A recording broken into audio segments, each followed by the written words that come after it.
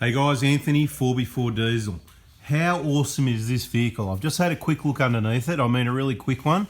And this could be one of the quickest inspections we ever do. 2014 with about 130,000 Ks on it.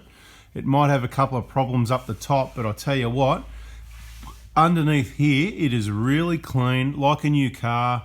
Bloody, I'd say like never been off-road almost. Even look underneath the front of that bumper bar. There's a bit of a scuff there, right? You can sort of just see that scuff there.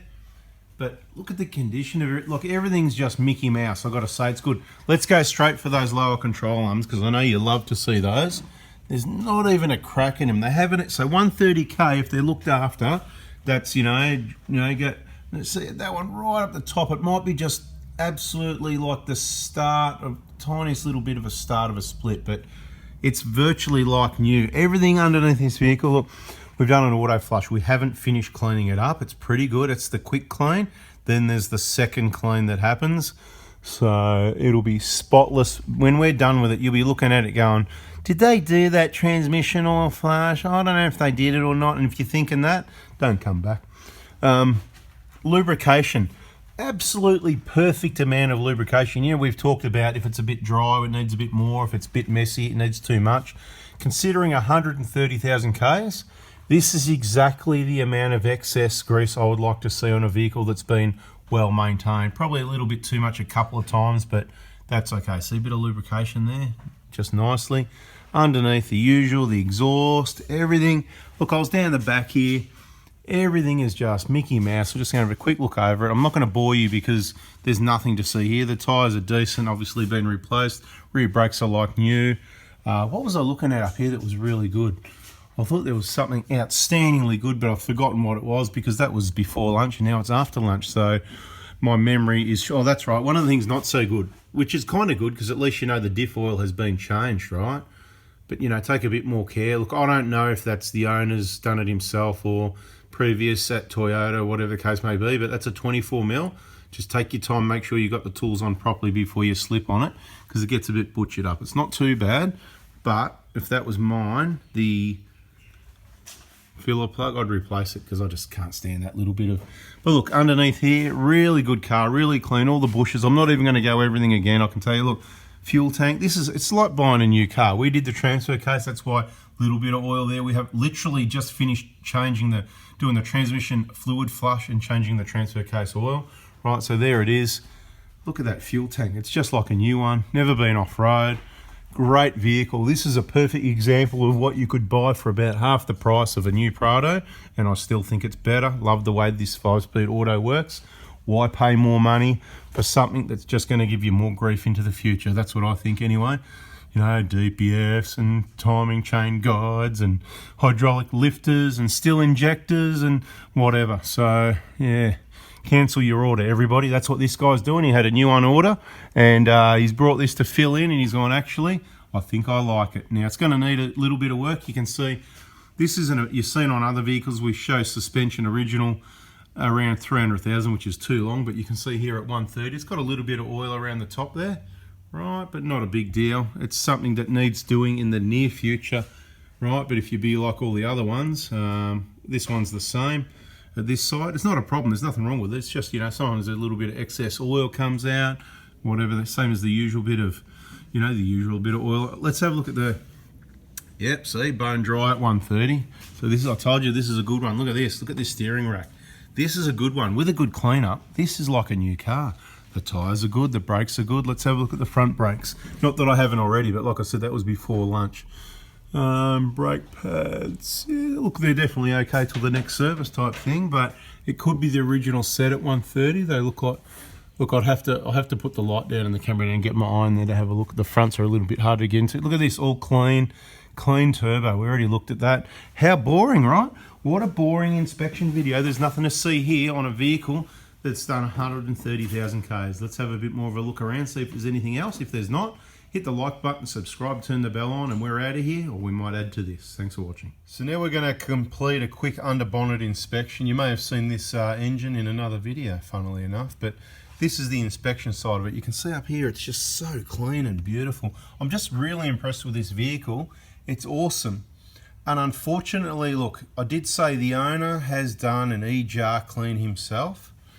Now, there's a few issues we've found. Now, starting off with, if you look over here, mate, do you mind shining your light on the job here where that bolt is too short, the one that goes through the stay? So you guys see right in the middle of the picture, see that bolt, it doesn't come through the alloy? That's because it's the wrong bolt's been put in there. And if you have a look down underneath, I don't want to pick on it too much, but see that there's a bolt right about the middle of the picture again. Little bit butchered up sort of thing, but you just got to be careful and put all the correct right nuts and bolts back in, because if you do damage while you're trying to make the vehicle better, you haven't made it better, you've made it worse. Like this bolt, we're guessing perhaps it's just a short one, perhaps it got dropped and lost, and it could be down there in the bash plate or something like that. So this bolt he's found, and a couple of washers and a nut, and it's just not Toyota like. This is, you know, that's not what happens, okay? So let's just get the right bolts back in there.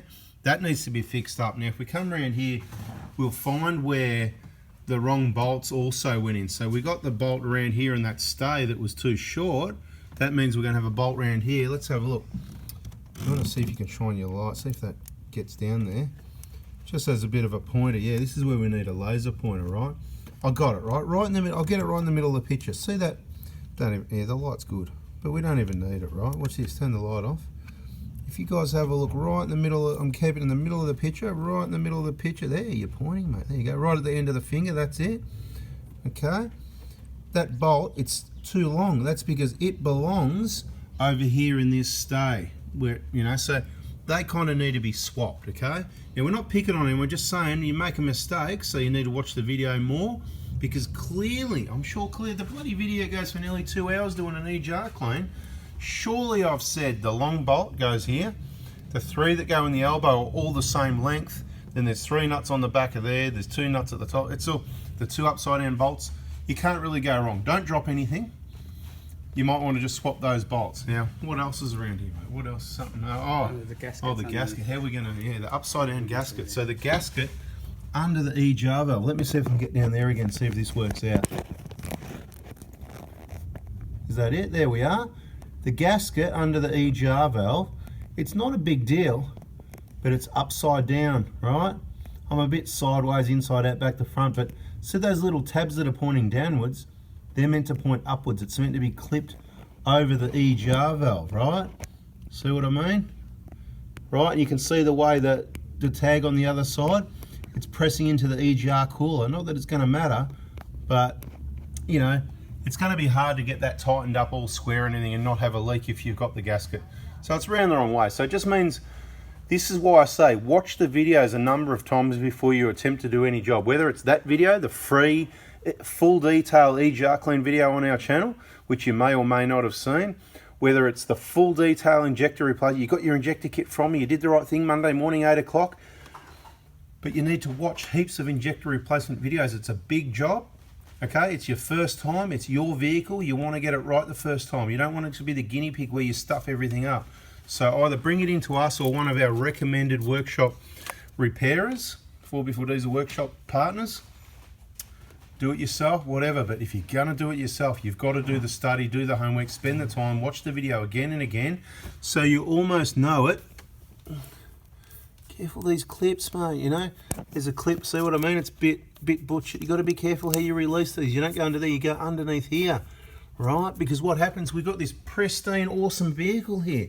It's just awesome, and we want to keep it that way, and all these little mistakes on that job, it's like taking your vehicle somewhere to get it working. To be quite honest, I don't want to be picking on anyone, but I just want to say it how it is, right? So do your study or take it to someone that knows what they're doing, because for the same reason you've got to be careful where you go, I've got to be careful if I let you work on your vehicle, okay?